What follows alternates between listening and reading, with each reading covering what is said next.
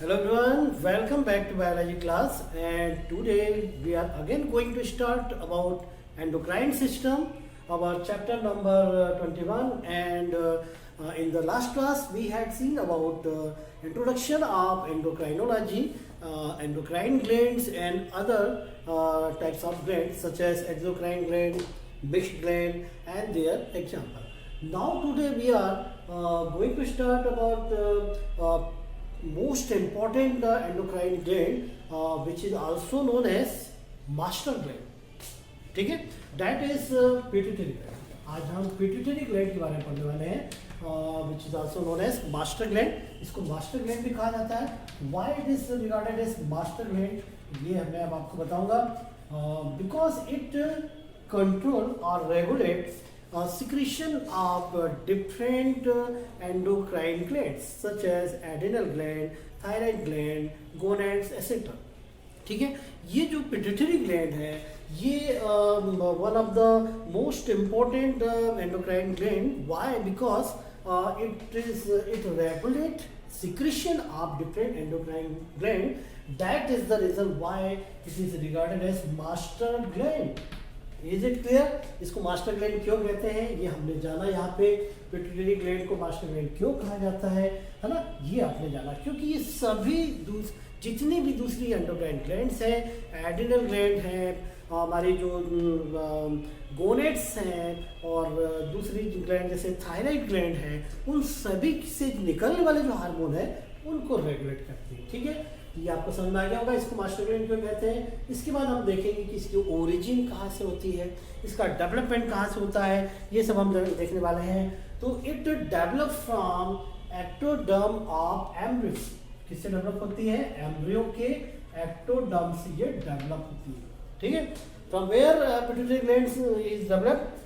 Pituitary gland is develop from ectoderm of embryonic development या embryo बोल सकते हैं. ठीक है, तो ये एक्टोडर्म से डेवलप होती है, ये आपको पता चला.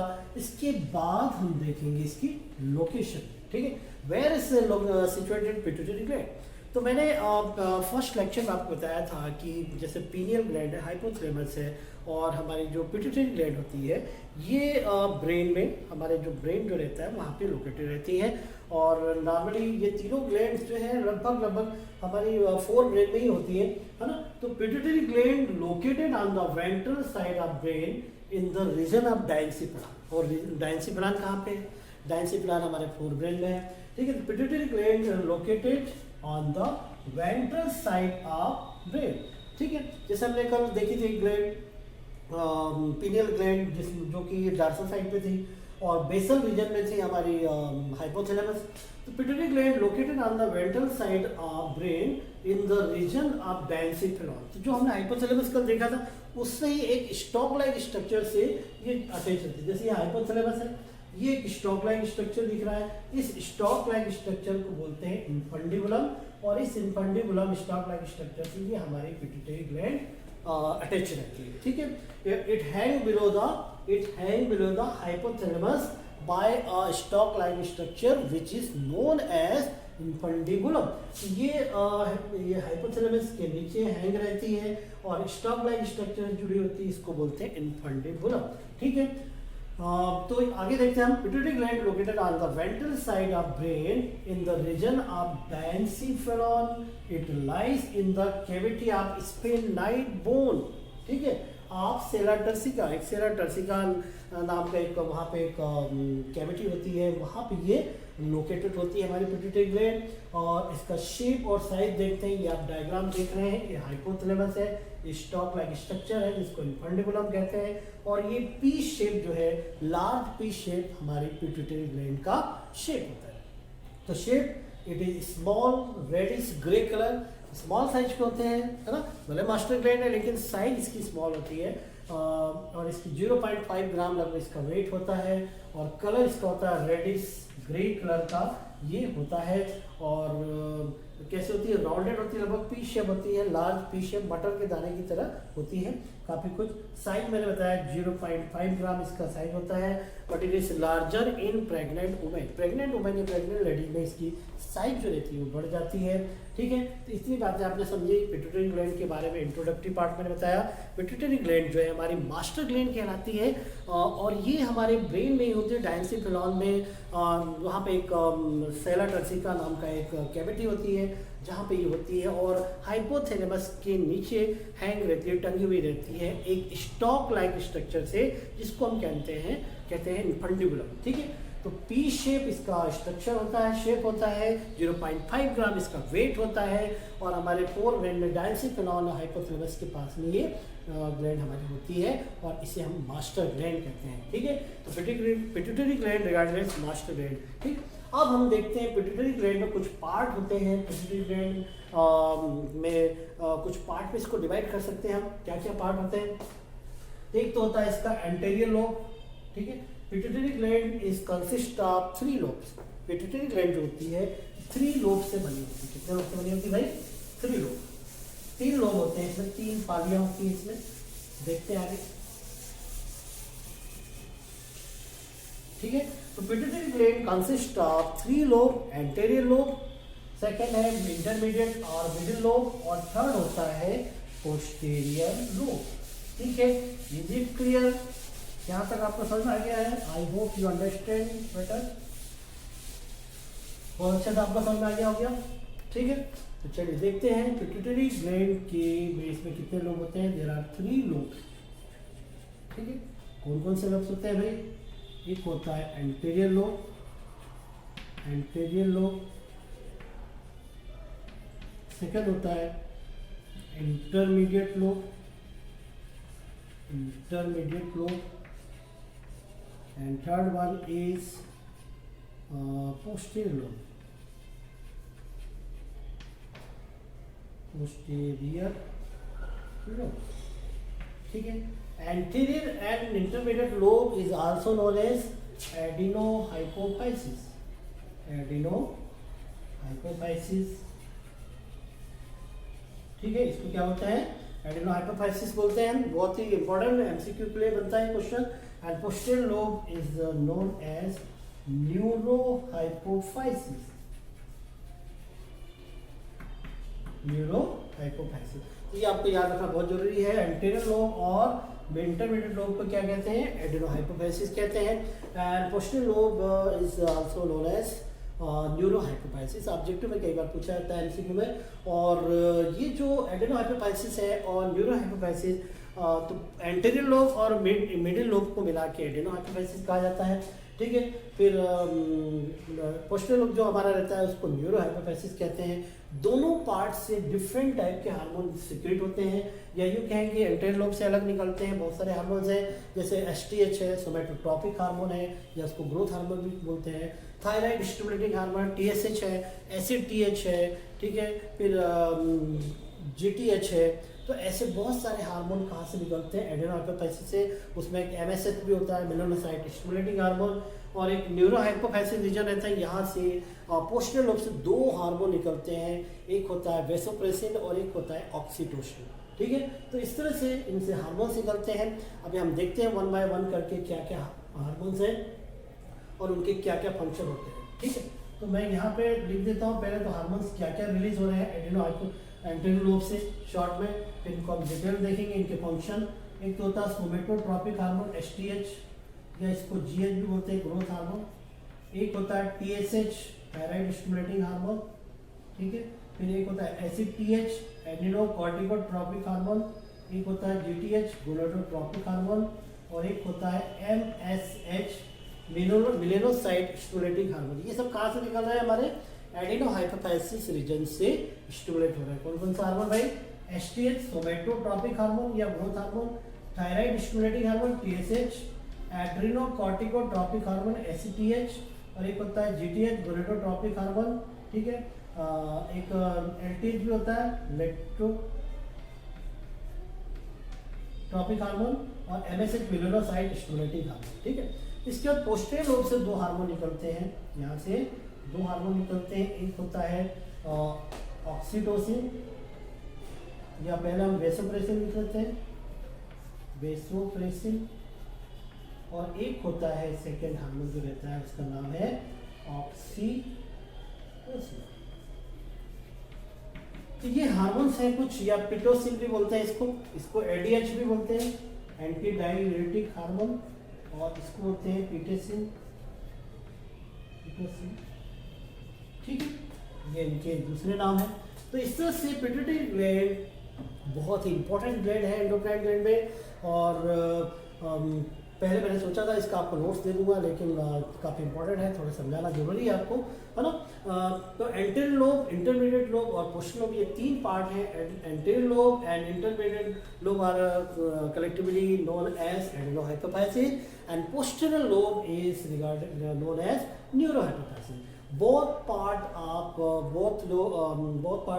pituitary gland secrete different types of hormone, है ना, जैसे एसटीएच, ये सब मैंने आपको बताया, देख रहे हैं आप, है ना। इन सब के फंक्शन देखेंगे वन बाय वन करके हम शॉर्ट में, है ना। चलिए देखते हैं, स्टार्ट करते हैं आगे, है ना।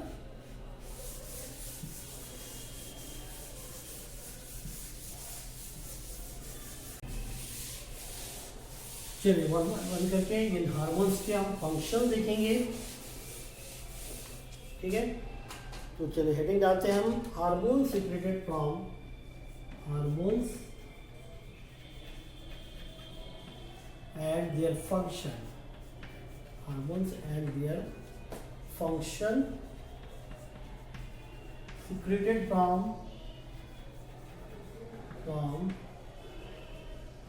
एडेनोहाइपोफाइसिस, एडेनोहाइपोफाइसिस,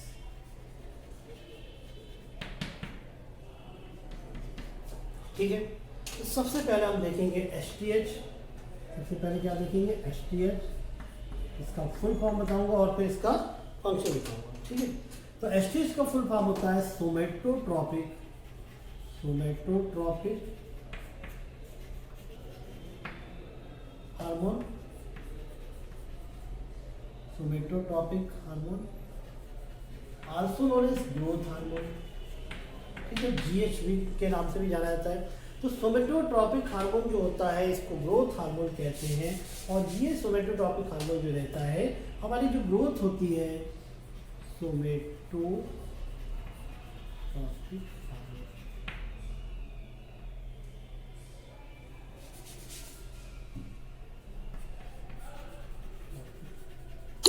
ठीक है, इसलिए इसका नाम एसटीएच पड़ा।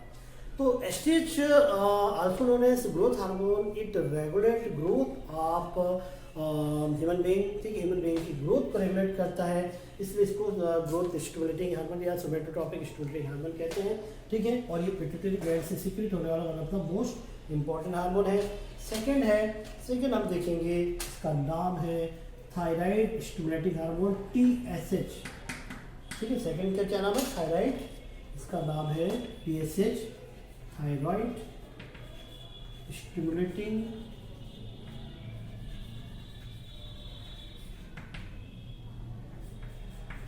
हार्मोन, ठीक है। TSH stimulate thyroid gland for secretion of thyroxine hormone. ये किसको स्टिमुलेट करता है, थायराइड ग्लैंड को स्टिमुलेट करता है, थायराइड ग्लैंड को for secretion of thyroxine hormone. ये जो थायरॉक्सिन हार्मोन रहता है इसके सिक्रेशन के लिए स्टिमुलेट करता है थायराइड ग्लैंड को, और thyroxine is one of the most important hormone for our growth and regulation of temperature, metabolism. Thyroid stimulating hormone which stimulate thyroid gland for secretion of thyroxine hormone. तो ये thyroxine hormone के secretion के लिए thyroid gland को stimulate करते हैं। Thyroxine hormone also regulate our body temperature, metabolism, basal metabolic rate, BMR इसको बोलते हैं हम, है ना, और हमारी ग्रोथ को, डेवलपमेंट को भी रेगुलेट करते हैं। तो TSH हो गया। नेक्स्ट हार्मोन है, थर्ड हार्मोन जो है उसको हम देखते हैं ACTH। थर्ड हार्मोन क्या है, ACTH। ACTH का फुल फॉर्म है एड्रीनोकॉर्टिकोट्रोपिक, एड्रीनोकॉर्टिकोट्रोपिक हार्मोन, एड्रीनोकॉर्टिकोट्रोपिक स्टिमुलेटिंग हार्मोन्स, ठीक है। तो ये जो ACTH जो रहता है, ACTH hormone which is secreted by pituitary gland, and ACTH stimulate our adrenal gland for secretion of different types of hormone from cortex region and medulla region। ठीक है। एड्रिनल ग्लैंड में कुछ कॉर्टेक्स रीजन्स निकलने hormone रहते हैं, जैसे कम अपना ग्लूकोकॉर्टिकाइड, mineral ये सब रहते हैं, ठीक है। और कुछ जो रहते हैं वो उसके मेडुला वाले रीजन से निकलते हैं, एड्रेनालिन, नॉर एड्रेनालिन। तो इन सभी हार्मोन के सिक्रेशन के लिए एसीटीएच रिस्पॉन्सिबल होता है ना। इसके बाद नेक्स्ट हम देखते हैं MSH melanocyte stimulating hormone which is secreted from our skin, which is as a pigment melanin, ठीक है। मेलेनोसाइट स्टिमुलेटिंग हार्मोन जो रहते हैं हमारी स्किन में पिगमेंट के फॉर्मेशन के लिए रिस्पॉन्सिबल होते हैं, और इसी पिगमेंट्स का हमारे बॉडी का कलर होता है। तो ये हमारे मिडिल लोब जो रहता है, इंटरमीडिएट लोब या मिडिल लोब जो रहता है, यहाँ से ये एमएसएच निकलता है, लेकिन हम इसको एडिनो हाइपोफाइसिस में ही आता है, इंक्लूड होता है, इसलिए यहाँ पे पढ़ते हैं हम। इसके बाद है lactotropic hormone, LTH। Lactotropic hormone is responsible for development of mammary gland और secretion of milk in female, ठीक है। तो फीमेल में ये, अब इसका फुल फॉर्म लिख दूँ पहले मैं, है ना। एमएसएच का है मेलेनोसाइट स्टिमुलेटिंग हार्मोन जो कि मेलेनिन पिगमेंट के डेवलपमेंट के लिए रिस्पॉन्सिबल होते हैं। इसका फुल फॉर्म एलटीएच का लैक्टोट्रोपिक हार्मोन, ठीक है, which stimulate mammary gland for secretion of milk, ठीक है। इसके बाद नेक्स्ट हम देखते हैं जीटीएच। नेक्स्ट क्या देखेंगे हम? नेक्स्ट देखने वाले हैं जीटीएच, गोनेडोट्रोपिक हार्मोन, ठीक है। इसका फुल फॉर्म क्या है? गोनेडोट्रोपिक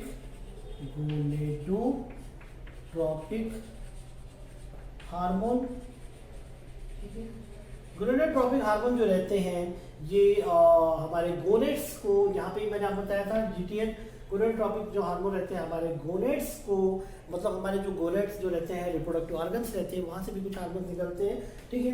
मतलब वहाँ की एक्टिविटी के लिए, गोनेट्स के डेवलपमेंट के लिए, गोनेट्स के इम्प्रूवमेंट के लिए, और प्रेगनेंसी पीरियड में फीमेल में, ठीक है, और मेल में भी कुछ ये जो सेकेंडरी सेक्सुअल कैरेक्टर रहते हैं उनके लिए रिस्पॉन्सिबल होते हैं गोनेडोट्रोपिक हार्मोन। इसको दो कैटेगरी में रखा गया है गोनेडोट्रोपिक हार्मोन को। एक होता है FSH, ठीक है, एक क्या होता है FSH जो कि फॉलिकल स्टिमुलेटिंग हार्मोन, इसका फुल फॉर्म है। इसका फुल फॉर्म क्या है? Follicle stimulating hormone. FSH का फुल फॉर्म है follicle stimulating hormone, follicle stimulating hormone, FSH का फुल फॉर्म। तो ये फॉलिकल स्टिमुलेटिंग हार्मोन जो रहते हैं, इसका FSH नाम से ही क्लियर है कि ये फीमेल में फॉलिकल्स के डेवलपमेंट में हेल्प करते हैं, और ओवरी में स्पेशली, है ना, और रिप्रोडक्शन के समय, और ये जो ओवम का फॉर्मेशन होता है उसमें इसका बहुत इंपॉर्टेंट रोल प्ले होता है, ठीक है, FSH का, ठीक है। इसके बाद फीमेल में ग्रैफेन फॉलिकल के डेवलपमेंट में हेल्प करते हैं, और मेल में स्पर्मेटोजेनेसिस प्रोसेस में इन्वॉल्व होते हैं ये। तो फीमेल और मेल दोनों में FSH का रोल होता है। फीमेल में फॉलिकल्स के डेवलपमेंट में हेल्प करते हैं, और मेल में स्पर्मेटोजेनेसिस प्रोसेस में इसका रोल रहता है, ठीक है। एक होता है LH, ल्यूटिनाइजिंग हार्मोन। इसका फुल फॉर्म क्या है? ल्यूटिनाइजिंग हार्मोन, ठीक है। LH का फुल फॉर्म क्या है? Luteinizing hormone. LH को है एक और नाम से हम जानते हैं ICSH, ठीक है। इसका फुल फॉर्म है इंटरस्टिटियल, C से सेल, S से स्टिमुलेटिंग और H से हार्मोन, ठीक है। इंटरस्टिटियल सेल स्टिमुलेटिंग हार्मोन। तो ये फीमेल में ये कार्पस ल्यूटियम के डेवलपमेंट में हेल्प करते हैं ड्यूरिंग रिप्रोडक्शन के समय ये कार्पस ल्यूटियम के डेवलपमेंट में हेल्प करते हैं फीमेल में, और मेल में टेस्टोस्टेरॉन के फॉर्मेशन में ये हेल्प करते हैं, ठीक है। समझ में आ रहा है? तो gonadotropic hormone is one of the most important hormone of pituitary gland, secreted from pituitary gland, and it is of two type, FSH follicle stimulating hormone and LH luteinizing hormone. Follicle stimulating hormone, both hormones are responsible for development of male and female reproductive organ, such as FSH is responsible for development of Graafian follicle during reproduction, and in male it involved in it regulate spermatogenesis process, ठीक है. And LH luteinizing hormone, it involved in the development of corpus luteum during reproduction, and in male it is responsible for production of testosterone hormone. तो ये कुछ हमने hormone देखे, STH, TSH, ACTH, MSH, LTH और GTH, growth gonadotropic hormone, ठीक है. तो ये थे hormones secreted from adenohypophysis region of pituitary, ठीक है. अब हम देखेंगे इसके बाद दो हार्मोन जो कि कहाँ से सिक्रेट होते हैं, पोस्टीरियर लोब से, ठीक है. अब हम देखेंगे hormone secreted from posterior lobe of pituitary gland.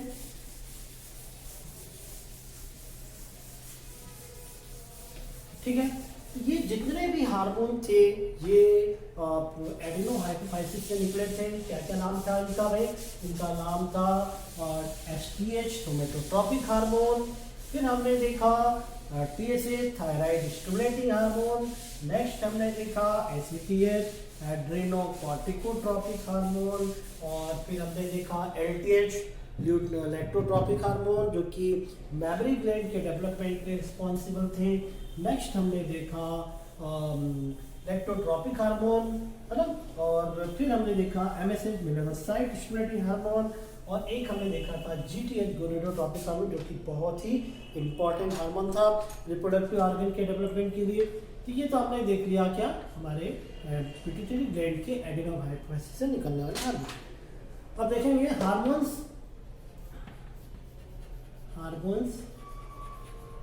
secreted from neurohypophysis.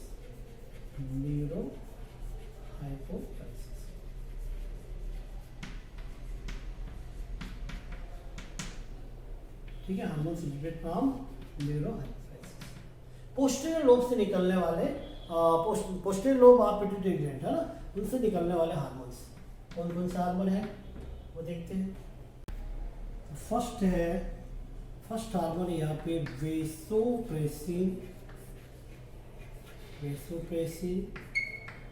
ठीक है, और इसका एक और नाम है पिट्रेसिन,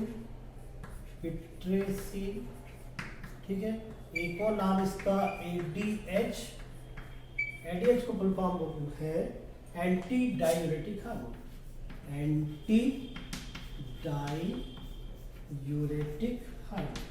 ये क्यों कहते हैं ये मैं आपको बताऊंगा, ठीक है.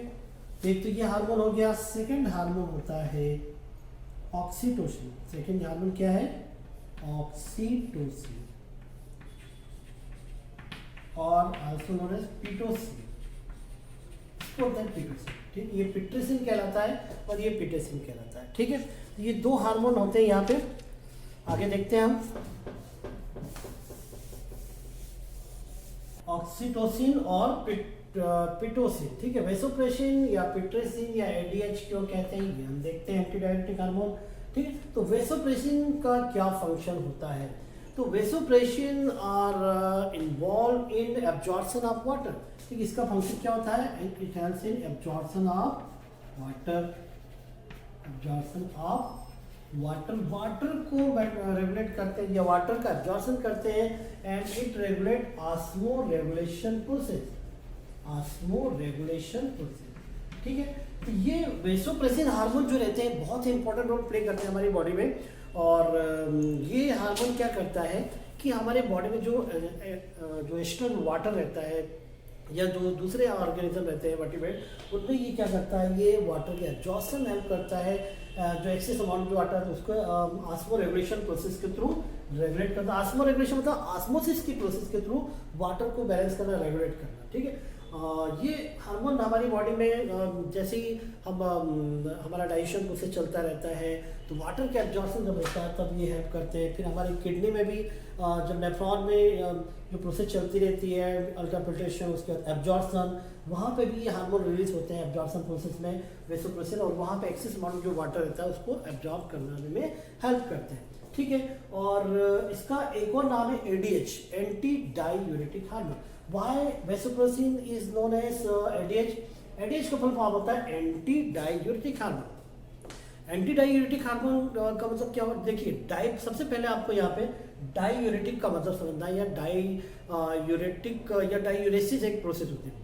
तो यूरेसिस मतलब यूरिया से रिलेटेड है, यूरिन से रिलेटेड है, यूरिनेशन से रिलेटेड है। हमारे यूरिन में मेन जो एक्सक्रीटिव प्रोडक्ट रहता है वो क्या रहता है? यूरिया। तो यूरेसिस या यूरेटिक, दो substance which increase amount of urination is called diuretic substance, and इनका डबल हो जाना, दुगना हो जाना डायूरेटिक कहलाएगा। तो ऐसे सब्सटेंस जो हमारे यूरिन का अमाउंट को इंक्रीज कर देते हैं, उसमें वाटर का अमाउंट इंक्रीज कर देते हैं, क्योंकि देखिए हमारे यूरिन का जो कंपोजिशन होता है उसमें 95% तो वाटर ही होता है। जब उसमें वाटर का अमाउंट बढ़ जाएगा तो क्या हो जाएगा? डायूरेसिस, मतलब दुगना हो जाएगा अमाउंट वाटर का। तो डायूरेसिस का मतलब क्या हुआ? यूरिन में वाटर का अमाउंट बढ़ जाना, इंक्रीज हो जाना। ठीक है, और ऐसा कब होगा? जब वेसोप्रेसिन सफिशिएंट अमाउंट में रिलीज नहीं हो रहा है, वाटर के एब्जॉर्प्शन नहीं करेंगे, तो हमारे यूरिन में वाटर का अमाउंट बढ़ जाएगा और हमको बार बार यूरिनेशन होगा। तो कुछ ऐसे सब्सटेंस होते हैं, कई बार हम कुछ खा लेते हैं ऐसा, जैसे कुछ ऑयली सब्सटेंस खा लेते हैं, स्पाइसी फूड खा लेते हैं, है ना, तो पकौड़े वगैरह खा लेते हैं, या टोबैको वगैरह जो रहता है ये डायूरेटिक सब्सटेंस रहता है। टी जो रहता है उसमें ऐसे केमिकल रहते हैं जो डायूरेटिक्स होते हैं और यूरिनेशन हमारा बढ़ा देते हैं। ठीक है, तो ये वेसोप्रेसिन जो रहता है ये एंटी डायूरेटिक हार्मोन है। ये कैसा हार्मोन है? एंटी डायूरेटिक हार्मोन है, मतलब डायूरेसिस के अगेंस्ट काम करने वाला, इसलिए इसको बोलते हैं एंटी डायूरेटिक हार्मोन। मतलब वाटर का एब्जॉर्प्शन नहीं होगा तो क्या होगा? यूरिन का अमाउंट बढ़ जाएगा, वाटर का अमाउंट बढ़ जाएगा, इसलिए इसको एंटी डायूरेटिक हार्मोन कहेंगे। कब? जब क्योंकि वाटर को एब्जॉर्ब कर लेगा तो डायूरेसिस होगी ही नहीं, इसलिए इसको बोलते हैं एंटी डायूरेटिक हार्मोन। मतलब डायूरेटिक के अपोजिट वर्क करते हैं, वाटर को एब्जॉर्ब करके। यूरिन में वाटर को एब्जॉर्ब कर लेंगे तो यूरिनेशन कम होगा, डायूरेसिस की प्रोसेस कम होगी, और जब ये अमाउंट वेसोप्रेसिन कम रिलीज होंगे तो फिर डायूरेसिस बढ़ जाएगी। लेकिन ये वाटर को एब्जॉर्ब करके डायूरेसिस के अपोजिट वर्क करते हैं, इसलिए इसको क्या कहेंगे? Anti diuretic hormone. क्लियर हो गया?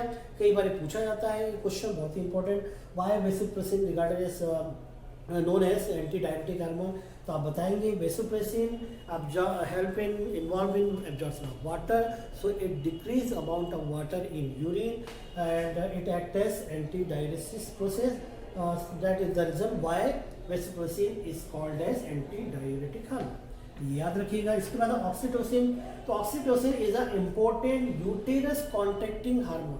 ये क्या करते हैं? यूटेरस को कॉन्ट्रैक्ट करने का काम करते हैं, यूटेरस कॉन्ट्रैक्टिंग हार्मोन कहलाते हैं।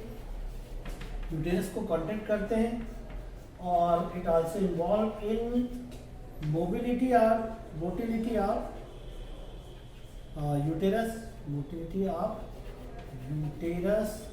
ठीक है, और इसके अलावा इसका भी और भी फंक्शन रहता है, it increase the mobility of uterus तो हो गया, साथ में ये also act as an mammary gland. ठीक, मेमोरी ग्लैंड पर भी एक्ट होते हैं। It also act on mammary gland.